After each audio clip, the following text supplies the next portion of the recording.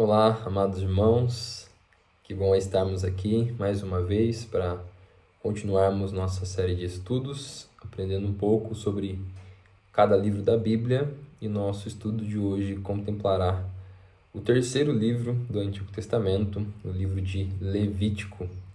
Então nós abordaremos mais uma vez um panorama breve, mas que tenta trazer informações importantes do livro da Bíblia e podendo assim crescer então em conhecimento e também em obediência à palavra do nosso Deus. Nós vamos orar para darmos início então ao nosso estudo.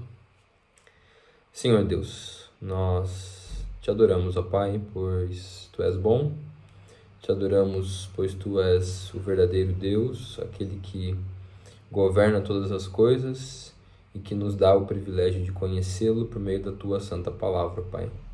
Se tem algo que a Tua palavra nos deixa claro, é que o Senhor realmente é um Deus santo, um Deus perfeito, um Deus que não pode falhar. E nós precisamos aprender a seguir os Teus passos, ó Pai, para também sermos santos, como o Senhor exige de nós. Auxilia-nos, ó Pai, por meio da Tua palavra, a não apenas ter essas informações na mente, mas a praticá-las diariamente para a glória do Teu nome. Assim, ó Deus, nós oramos, em nome de Jesus. Amém. Bom, meus irmãos, nós estamos aqui então nesse terceiro estudo, onde veremos o livro de Levítico, que, como já mencionado nos estudos anteriores, faz parte de uma coleção dos 5 primeiros livros da Bíblia, os quais nós mencionamos aqui que estão dentro da composição do Pentateuco. Lembrando que Pentateuco significa os 5 rolos, né? A ideia é realmente que esses 5 primeiros registros da Bíblia deixados por Moisés faziam parte aí dessa coleção, onde Moisés é o autor e onde nós temos basicamente a introdução de toda a história, o início da caminhada do povo, de Deus chamando por meio da descendência de Abraão e assim por diante. Então, nós estaremos agora vendo o terceiro livro do Pentateuco, que também é o terceiro livro da Bíblia, do Antigo Testamento, no caso, que é o livro de Levítico. E se nós podemos mencionar um versículo central para o livro de Levítico, certamente este é um importantíssimo, que está lá no capítulo 19, versículo 2, onde o texto diz: "Sede santos, porque eu sou santo." Deus deixando bem claro que ele não apenas desejava, mas ordenava que o seu povo fosse santo, assim como ele é santo, exatamente porque o contexto de Levítico está em uma situação onde o povo precisava aprender a viver diante de Deus corretamente, e também porque eles tinham um passado que não era positivo nisso, uma vez que eles ficaram durante 430 anos no Egito. E toda esta cultura egípcia, cultura pagã, uma cultura que tinha outros princípios e outras vertentes, não apontava para um estilo de vida de santidade, principalmente o estilo de santidade que Deus exige. Ou seja, as culturas daquele mundo antigo, assim como também é no mundo de hoje, não tinham preceitos estabelecidos para uma vida correta. Ou seja, eles tinham uma liberdade muito grande para fazer o que quisesse, a não ser talvez alguns rituais ali específicos, mas no cotidiano a vida era realmente aberta a uma vida conforme o que cada um desejava. E Deus, então, na contramão, vem mostrar que não, que a sua vontade é com que o seu povo seja santo, e aqui a ideia é realmente de ser separado. O povo deveria ser separado deste mundo mal e separado das práticas más também, que não apenas uma cultura ou outra praticava, mas com que o mundo inteiro, manchado pelo pecado, praticava e pratica até hoje. Então, quando o Senhor diz: "Sede santos, porque eu sou santo", Ele está dizendo: olha, eu não sou igual a este mundo mal, eu não pratico as mesmas coisas que este mundo mal pratica, e vocês, por serem meu povo, também não devem praticar essas coisas. Vocês, como meu povo, também devem seguir aquilo que eu ensino, aquilo que eu sou. Exatamente, se eu sou santo, vocês também devem caminhar nesta vida de santidade. E o livro de Levítico traz totalmente essa ideia de santidade, exatamente porque o princípio do livro de Levítico é ensinar para nós como o povo pecador, falho e merecedor permanece na presença de um Deus que é santo. Ou seja, se Deus é totalmente diferente desse mundo mal, totalmente diferente desse mundo caído, como ele pode ter comunhão e se relacionar com pessoas pecadoras? E o livro de Levítico vem mostrar isso para nós. É por isso que o versículo, talvez, 2 do capítulo 19 seja tão importante para nós, para mostrar realmente esse aspecto onde Deus está dando esta ordem e também, de uma certa forma, resolvendo esse problema, dando a eles um meio deles viverem em santidade, ou pelo menos terem os seus pecados perdoados para permanecer diante de Deus e ter esta comunhão com o Senhor, como nós veremos agora, ok? Então, como nós sempre fazemos, veremos aí a autoria, os destinatários, o propósito, os temas principais, um breve esboço do livro e aonde Jesus Cristo aparece no livro de Levítico, e assim a nossa conclusão. Bom, passando então pela autoria, como eu tenho feito ao longo de todos os nossos estudos até aqui, nós já mencionamos que Moisés é o autor, mas sempre trazemos uma informação do livro para realmente dar esta base. E para nós, no estudo de hoje, podemos olhar essa informação no último versículo de Levítico. No capítulo 27, versículo 34, está escrito assim: são estes os mandamentos que o Senhor ordenou a Moisés para os filhos de Israel no monte Sinai. Ou seja, como conclusão do livro, nós temos o registro aqui que Deus é quem havia dado todos esses mandamentos e tinha ordenado a Moisés para que ele então passasse a esse povo, né? E ele recebeu essa instrução do Senhor lá no monte Sinai. É interessante porque se nós formos para o começo do livro, no capítulo de número 1, versículo 1, nós temos exatamente esta ideia sendo iniciada, aonde o capítulo 27 finaliza para nós, porque diz assim, o verso 1 do capítulo 1. Chamou o Senhor a Moisés, e da tenda da congregação lhe disse, fala aos filhos de Israel e diz-lhes. Ou seja, o Senhor chama Moisés, começa uma conversa com ele e dá orientações. E aí nós temos toda a orientação ao longo do livro que Deus havia dado a este povo. Ou seja, isso é para realmente mencionar que Moisés é este mediador que recebe a palavra do Senhor, recebe a mensagem do Senhor e que passa a este povo, e não apenas passa, mas registra isso para que eles tivessem corretamente ali os preceitos que Deus havia estabelecido. Bom, quando que Moisés vai escrever este livro? Nós temos aqui uma data intermediária, onde nós temos o período da peregrinação no deserto, que é entre 1445 a 1405 a.C., né? Aqueles 40 anos que eles ficam ali. Mas especificamente Levítico, ele é escrito depois que o tabernáculo é construído. Tanto é que é interessante nós notarmos o versículo 1, que diz que Deus chamou Moisés à porta da congregação. Ou seja, Moisés estava diante do tabernáculo, já construído, e Deus iniciou então esta fala com ele. Ou seja, estamos falando não do início da saída do Egito, mas de um tempo já que se passou. Nós já temos todo o registro de Êxodo, esse momento onde Moisés sobe ao Monte Sinai, Deus fala com ele, ele retorna, encontra o povo construindo o bezerro de ouro. Todo esse momento, toda essa parte já passou, e nós temos agora o tabernáculo já construído, ou seja, também demorou um tempo para o tabernáculo ser construído, e agora o Senhor está dando a Moisés as ordens que estão contidas em Levítico. E um breve significado aqui que nós podemos já ver nesta autoria de Moisés, que ele deixa registrado. Levítico vai nos ensinar não como ser salvo do Egito, ou seja, isso é importante, não está falando sobre como ser salvo, porque Israel já tinha sido salvo, ou seja, Israel já tinha sido liberto ou libertado do Egito. O livro vai mostrar para nós como viver em comunhão com o Deus que o salvou, uma vez que ele é santo e Israel não é. Então percebam que o contexto da escravidão já havia passado. Deus já resgatou, salvou, tirou eles das mãos dos egípcios e agora os traz para perto e está levando eles para a terra prometida. E nesse meio tempo, Deus está estabelecendo então algumas questões essenciais para que eles continuem ao lado do Senhor. E um dos pontos importantes é a santidade, ou seja, se Deus é um Deus santo, ele exige do seu povo também uma vida nova, uma vida transformada, para se amoldar a quem é este Deus que está com eles.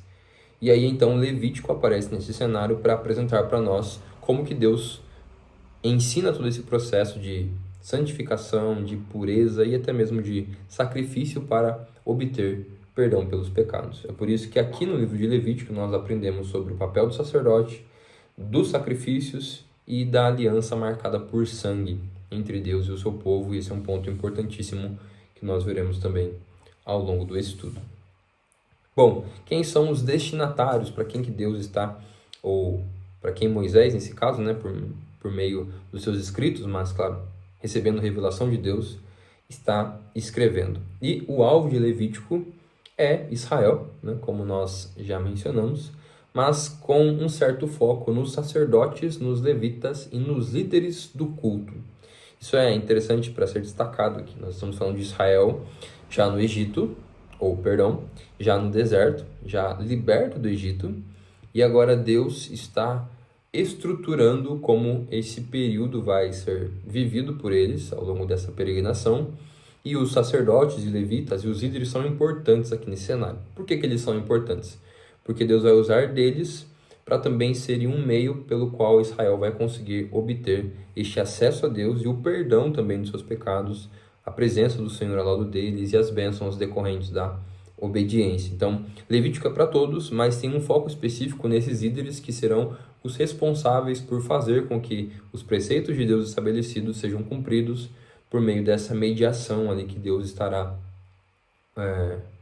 fazendo com que eles sejam instrumentos. Então, isso é importante nós destacarmos aqui. Bom, o que Israel precisava entender, que demonstra a situação espiritual desses destinatários, é que realmente Deus era santo. Ou seja, não era simplesmente dizer, olha, Deus não concorda com algumas coisas que lá no Egito vocês praticavam. Não é essa a ideia, é simplesmente mostrar que Deus é realmente diferente de tudo talvez o que eles já tinham presenciado no Egito. Que a glória de Deus, o poder de Deus, a majestade de Deus, o caráter de Deus são marcados pela sua santidade. E isso demonstra então que eles precisavam conhecer a Deus corretamente, conhecer a Deus verdadeiramente. E isso passa por entender quem é Deus e quem eles são. E sabendo quem eles são, assim então compreendendo o quão falhos eles eram. É por isso que a parte dos sacrifícios são essenciais no livro de Levítico, porque os sacrifícios vão mostrar um coração pecador. Os sacrifícios vão revelar o quão podre era realmente o comportamento e o coração dos israelitas. E isso não é diferente do ser humano hoje, exatamente porque muitas vezes eles se esqueciam do Senhor. Eles não queriam obedecer ao Senhor e fazer aquilo que estava no coração deles.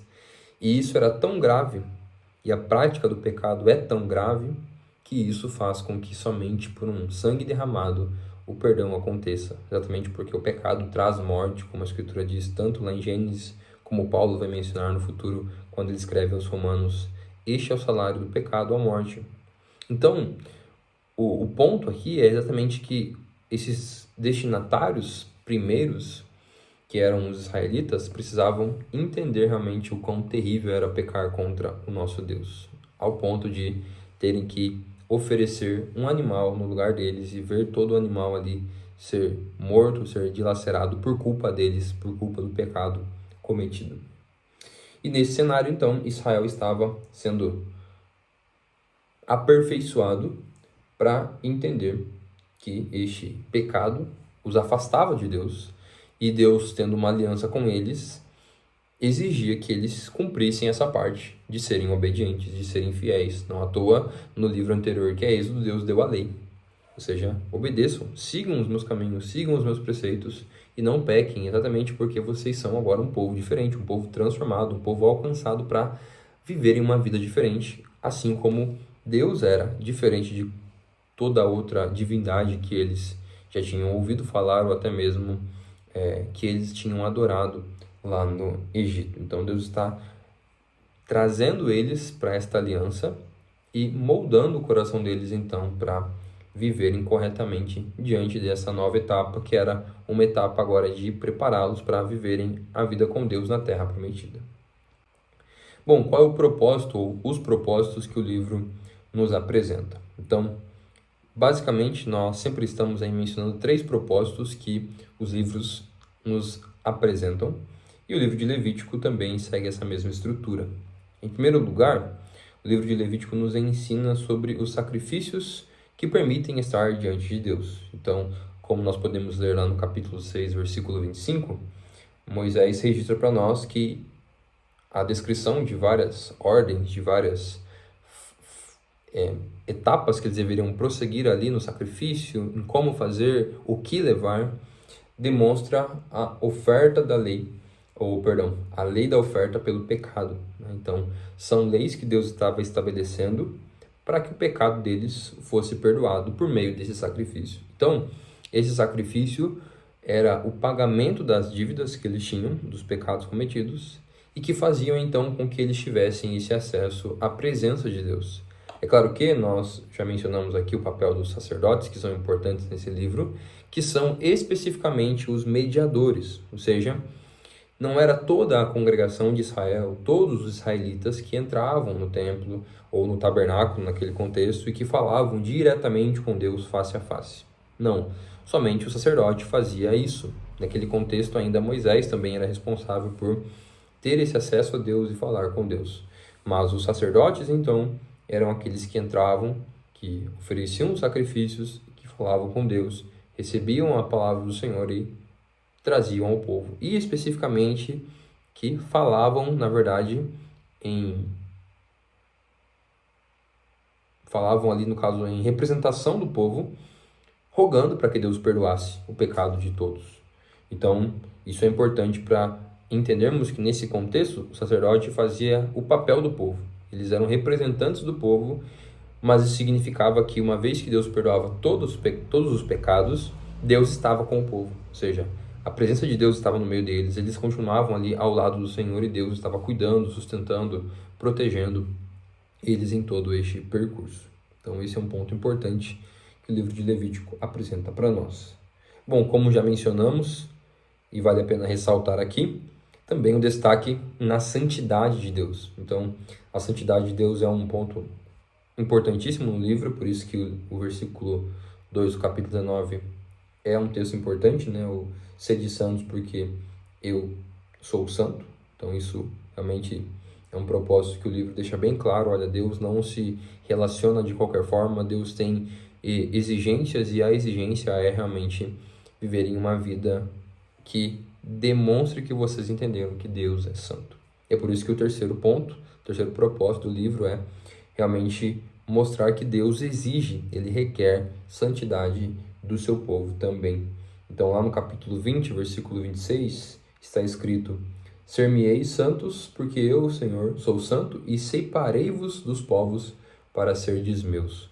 Ou seja, o princípio que estabelece que o povo deveria andar em santidade e que Deus exige isso é porque eles são do Senhor e porque Deus é santo. Ou seja, vocês são meus e eu sou santo, então vocês não podem ser outra coisa a não ser santos. Isso tem muita ligação com aquilo que Paulo vai escrever no Novo Testamento, quando ele diz o seguinte: já não sou mais eu quem vive, mas Cristo vive em mim.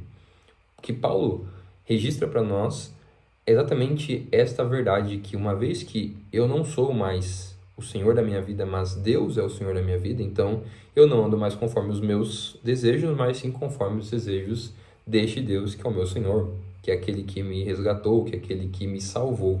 Então, se nós cremos em Cristo, devemos andar como Cristo andou. Nós seguimos os passos do nosso Mestre e vivemos uma vida conforme o desejo dele. É por isso que exigir santidade é um ponto importante em Levítico. É claro que aqui apenas para nós talvez abordarmos um tópico importante, isso não significa que Deus esteja condicionando a salvação à santidade. Até mesmo porque, se Deus condicionasse a salvação à santidade, ninguém seria salvo. Porque não há ninguém que é santo plenamente. Existem pessoas que conseguem lutar contra o pecado, existem pessoas que realmente têm uma vida marcada por santidade, mas não são santos plenamente.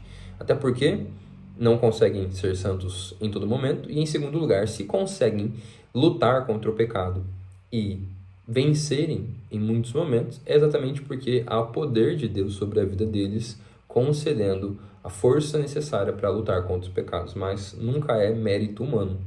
Então, o que Deus está mostrando no livro de Levítico não é uma condição, mas uma consequência. Qual consequência? Se vocês são meus, vocês vão ser santos. Ou seja, uma vez que eu faço parte do povo de Deus e tenho comunhão com Deus e me relaciono com Deus, Ele exige uma vida diferente, e isso naturalmente vai acontecendo conforme eu me relacionar com este Deus. O grande problema é que o povo, muitas vezes, não se relaciona com Deus como deveria. É por isso que os pecados surgem e acontecem, ou seja, pela falta de dependência, de proximidade, de submissão à palavra de Deus e ao próprio Deus, o povo então peca. E é por isso que Deus dá o livro de Levítico. Ou seja, Deus sabe o seguinte: vocês não são perfeitos, e por mais que vocês lutem, se esforcem, eu sei que em alguns momentos vocês vão me deixar de lado, vocês vão pisar na minha lei, vão tropeçar naquilo que eu disse, que eu ordenei. Então, quando isso acontecer, está aqui o meio pelo qual vocês obtêm perdão. Na verdade, Levítico é um livro de graça, para mostrar que mesmo sendo pecadores, Deus concede perdão.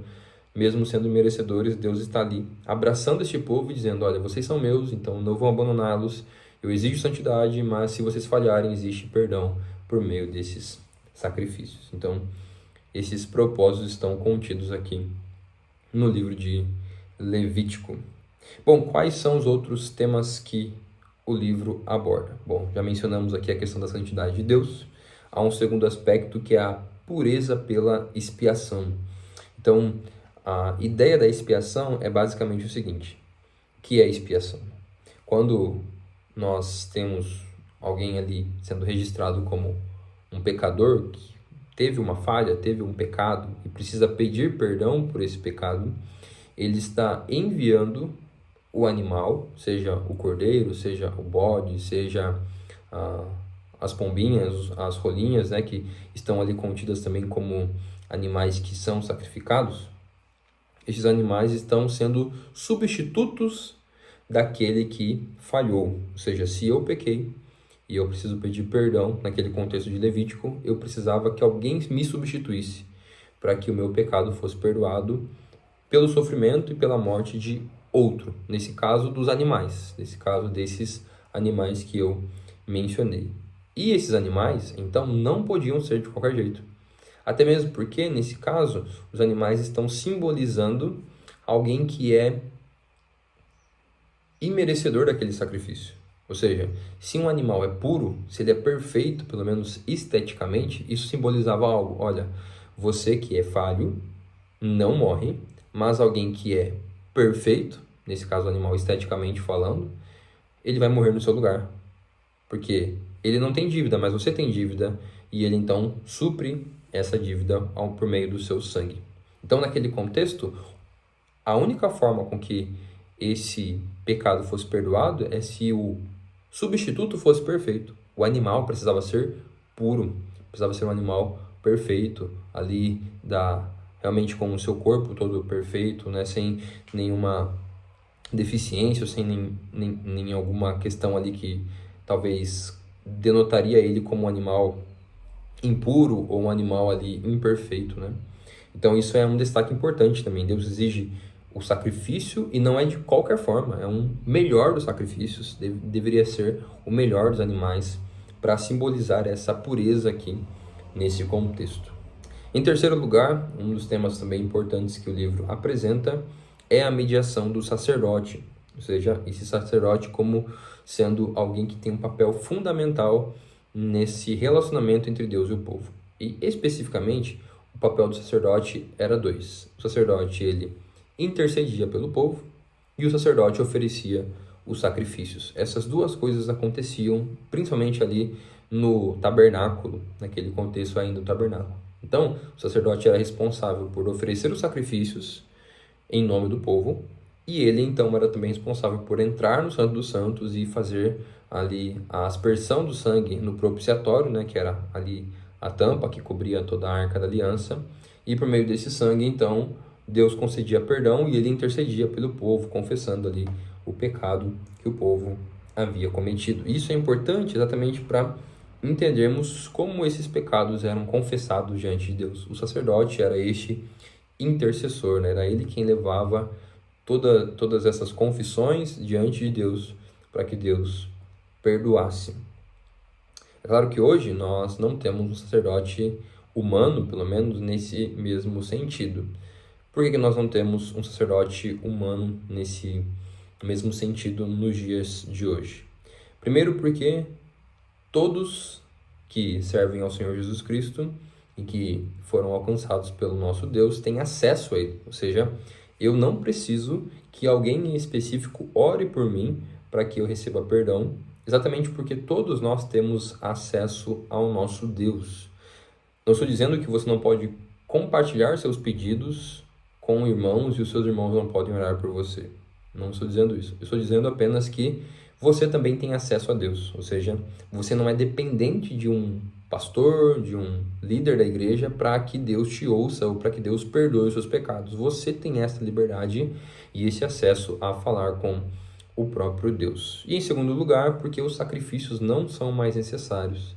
Então, nós não temos mais essa prática de pegar animais puros e de sacrificá-los, exatamente porque já houve um verdadeiro cordeiro que morreu em nosso lugar de uma vez por todas, e o seu sangue já foi derramado de uma vez por todas também para pagar todos os nossos pecados, como nós veremos daqui a pouco. Então, é por isso que não existem mais sacerdotes como existia no Antigo Testamento.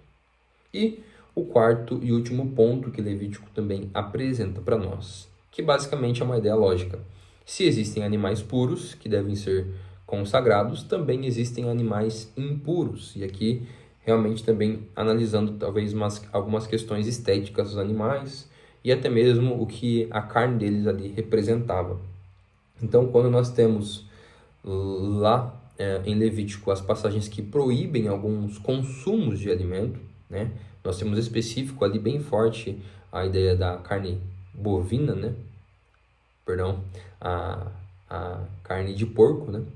A carne de porco. Nós temos essa ideia também, exatamente, que não é que significava que a carne de porco ela era amaldiçoada ou algo nesse sentido, não era essa ideia, mas exatamente para deixar claro para o povo um contraste importante, dizendo, olha, existem coisas que são puras e coisas que são impuras, e vocês não devem se contaminar com questões impuras. Então, os animais impuros naquele contexto eram apenas sinais para demonstrar isso. Eles evidenciavam essa separação entre o santo e o profano, né? Entre o santo e o impuro. Mas não significava especificamente que o animal ali em si ele era impuro, ele era amaldiçoado ou algo nesse sentido. Não à toa, no Novo Testamento, nós temos a permissão para nos alimentarmos destes mesmos animais, exatamente porque agora esses sinais são pequenos, eles são símbolos que ficaram no passado e agora o próprio Jesus vai nos ensinar a reconhecermos que nós não precisamos mais seguir estes princípios de algo que é puro ou impuro pelos animais, exatamente porque ele já demonstrou isso ao morrer ele na cruz do Calvário e ser ele o nosso cordeiro, né? Ele ser o nosso cordeiro. Então, naquele contexto de Levítico, é importante para nós apenas darmos a base do livro, era um sinal evidente de algo impuro, para que o povo soubesse fazer diferença entre aquilo que era puro, aquilo que era impuro. Ou seja, eles deveriam ter esta concepção dizendo o seguinte, olha, existe realmente esse lado da impureza. Então, existem povos que são impuros, existem práticas que são impuras, assim como existem animais que são impuros. Era um sinal visível para eles terem esse conhecimento. Deus estava sendo didático. Deus estava sendo realmente ali um professor ensinando a eles a aprenderem esta prática de rejeitar aquilo que não era santo, aquilo que era puro, ok? Então o livro de Levítico também apresenta isso para nós. Bom, qual é um breve esboço aqui que o livro pode nos apresentar? Então temos basicamente 5 divisões aqui dentro deste livro, né? Nós temos aqui a primeira parte, né, dos sacrifícios, que está do capítulo 1 até o capítulo 7, onde temos o holocausto, a oferta de cereal, os sacrifícios pacíficos, a oferta pelo pecado e a oferta pela culpa. No capítulo 8 a 10 temos a segunda parte, que é sobre o sacerdócio, então a ideia da consagração daqueles que seriam sacerdotes, e também o episódio de Nadab e Abiú, que são punidos ali pela prática incorreta, impura, ao usarem essa função de sacerdotes incorretamente. Temos do capítulo 11 ao capítulo 15 a ideia da pureza e da impureza, então, que acabamos de mencionar, né? Os animais puros e impuros, a questão do fluxo corporal também, falando sobre o sangue e também sobre a lepra. No capítulo 16, e aqui nós temos o centro deste livro, que é realmente o dia da expiação. Então, todo esse momento do sacrifício, ele tinha um dia específico e era este dia. E ali no capítulo 16, então, temos as informações sobre os 2 bodes, sobre o perdão e esquecimento dos pecados e o derramamento de sangue. Então, aonde temos aqui, neste dia, neste capítulo 16, realmente tudo aquilo que Deus já estava ordenando sendo realizado neste dia em específico. E a última parte do livro, que é o Código de Santidade, do capítulo 17 ao 27, então onde Deus menciona sobre a santidade moral, sobre as festas, sobre o ano do jubileu e sobre as bênçãos e maldições decorrentes da obediência, da santidade do povo. E para caminharmos para o nosso fim, como que nós podemos enxergar Jesus aqui no livro de Levítico? Então percebam que Levítico enfatiza muito a ideia dos sacrifícios, de alguém morrendo por outro. E bom, é exatamente essa história do Evangelho. A Escritura vai nos ensinar que Jesus pratica o verdadeiro sacrifício. Porque os sacrifícios, como nós havíamos mencionado aqui, eles aconteciam anualmente e eles aconteciam pelas mãos de um sacerdote. E a Bíblia vai mostrar para nós que Jesus é este próprio sacrifício que morre. Então, se anualmente eles precisavam oferecer sacrifícios, Jesus oferece um sacrifício e ele é único. E não é ele levando um animal até o matadouro, mas ele é realmente aquele que morre. Ele é o próprio Cordeiro, como diz João 1,29, de Deus, que tira o pecado do mundo. Ele é o Cordeiro, ele é o sacrifício, ele é aquele que é puro, perfeito e que pode morrer no lugar dos pecadores. Em segundo lugar, Jesus também é o verdadeiro sacerdote. É interessante porque o sacerdote, quando ele ia oferecer sacrifício, ele deveria antes oferecer por si mesmo e depois oferecer pelo povo, para que Deus então concedesse perdão a todos. A ideia é que o sacerdote também era pecador, então ele precisava pedir para que Deus perdoasse ele, para que depois ele pudesse ocupar corretamente essa função de alguém que vai se achegar a Deus também, em sinal de pureza. E Jesus Cristo não precisava pedir perdão, exatamente porque ele era um sacerdote perfeito, o maior dos sacerdotes, perfeito, eterno e santo. Nunca precisou oferecer sacrifício por si mesmo, mas ele era aquele que oferecia o sacrifício e ele era o próprio sacrifício. É por isso que essa ideia de mediador é tão importante em Levítico, porque nos ensina o que Jesus faz por nós. Lembra que nós mencionamos aqui que o sacerdote tinha 2 funções? Oferecer sacrifícios e interceder? Jesus faz essas 2 coisas. Jesus oferece o sacrifício, que é ele mesmo, e Jesus intercede pelos seus. E a Escritura diz que ele intercede até agora. Até agora. Lá em Romanos capítulo 8 nós temos essa informação que Jesus intercede por nós. Em 1 João capítulo 2 também temos a informação que ele é advogado junto ao Pai, que também roga por nós, intercede por nós. Então Jesus é este verdadeiro sacerdote que ainda efetua este papel intercedendo cotidianamente pelo seu povo. E em terceiro e último lugar, Jesus é o verdadeiro tabernáculo. Ou seja, se o tabernáculo era símbolo da presença de Deus no meio do seu povo, e Levítico vem para estabelecer essa condição para que Deus permanecesse ali, a santidade do povo, a Escritura vai mostrar para nós que Jesus é este verdadeiro tabernáculo, porque Jesus também esteve como está com o seu povo. Não à toa, a Escritura chama Jesus de Emanuel, que significa Deus conosco, é Deus diante do seu povo em forma visível quando Jesus estava aqui e depois por meio do seu Espírito Santo quando ele sobe aos céus e envia o seu Espírito. Então Jesus também é a nossa verdadeira morada, é o símbolo da presença de Deus conosco, é o nosso Senhor Jesus Cristo. Bom, o que Levítico nos ensina então? Levítico nos ensina que Deus é santo, que o pecado torna o homem digno de morte e condenação, de ser sacrificado, mas que Deus o traz para perto por meio de uma substituição dos seus pecados. Alguém paga o preço no lugar dele, paga o preço no nosso lugar. E o sangue derramado, então, faz com que o pecador seja perdoado e assim esteja em comunhão entre Deus e o seu povo. E é o sangue de Jesus que faz com que nós tenhamos paz e comunhão com o nosso Deus. É por isso que é tão importante olharmos para Levítico à luz do Novo Testamento e vermos que Jesus é aquele que paga o preço pelos nossos pecados. Jesus pagou o preço pelos seus pecados, assim como ele pagou pelos meus pecados, e que possibilita então a nossa certeza da comunhão com Deus. Não é pelos nossos méritos, mas pelo sacrifício perfeito de Jesus ao te substituir, ao fazer aquilo que você não poderia fazer e ao pagar pelos seus pecados, que faz com que Deus tenha comunhão com você e que Deus esteja ao seu lado e não te abandone. E mesmo que você peque, você possa falar com Ele no nome de Jesus e pedir para que Ele te perdoe e ter a certeza que Ele perdoa, exatamente pelo sacrifício de Jesus ao confirmar a nós o perdão. Bom, este é o nosso estudo, ou foi o nosso estudo no livro de Levítico. Espero que você tenha aprendido um pouco mais sobre este importante livro da Bíblia e que Deus continue a te abençoar para que você entenda realmente o que Deus exige. Deus exige santidade do seu povo e a santidade pode ser vivida por meio daqueles que confessam Jesus como seu Salvador, que se arrependem dos seus pecados e que lutam então para viverem uma vida obediente ao nosso Deus. Que Deus assim te abençoe e, se Deus assim permitir, nos veremos no próximo estudo ao continuarmos aí a nossa série de panoramas dos livros da Bíblia. Um grande abraço e até a próxima.